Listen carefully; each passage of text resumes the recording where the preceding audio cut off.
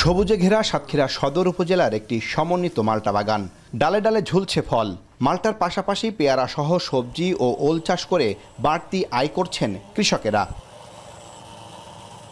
জেলার ৭ উপজেলার মধ্যে ৫টিতে কম বেশি মাল্টার আবাদ হচ্ছে। এর মধ্যে সদর, কলারোয়া ও তালা উপজেলায় আবাদ সবচেয়ে বেশি। গত বছরের তুলনায় এবার আরও ৫ হেক্টর জমিতে বেড়েছে মাল্টা চাষ। মাটি কিছুটা লবণাক্ত হওয়ায় মাল্টার স্বাদ হয় মিষ্টি, এতে বাজারেও চাহিদা বেশ। এখানে মাটিটা খুবই ভালো, যেভাবে মালটা তৈরি হচ্ছে খরচটা খুবই কম।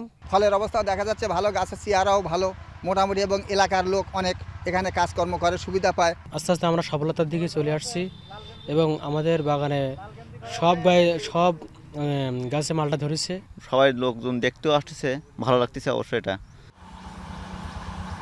কৃষি কর্মকর্তারা বলছেন, স্বাদ ও গুণগত মানের পাশাপাশি পুষ্টিগুণেও সমৃদ্ধ মাল্টা। আধুনিক কৃষি প্রযুক্তি ব্যবহারে উৎপাদন আরও বাড়ানো সম্ভব বলেও জানান তিনি।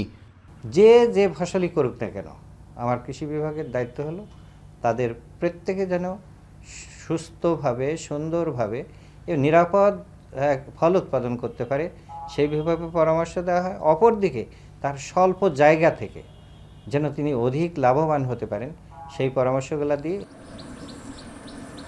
জেলায় কৃষি এখন বহুরূপী রূপ পাচ্ছে। এতে যেমন বাড়ছে কৃষকের আয়, তেমনি তৈরি হচ্ছে স্থানীয় পর্যায়ে কর্মসংস্থানের সুযোগ। চলতি বছর জেলায় ১৩৫ হেক্টর জমিতে আবাদ হয়েছে বাড়ি এক জাতের মাল্টা। উৎপাদনের লক্ষ্যমাত্রা ধরা হয়েছে ১,০৩৫ টন, যার বাজার মূল্য ৮ কোটি টাকা। আহসান রাজীব, এখন সাতক্ষীরা।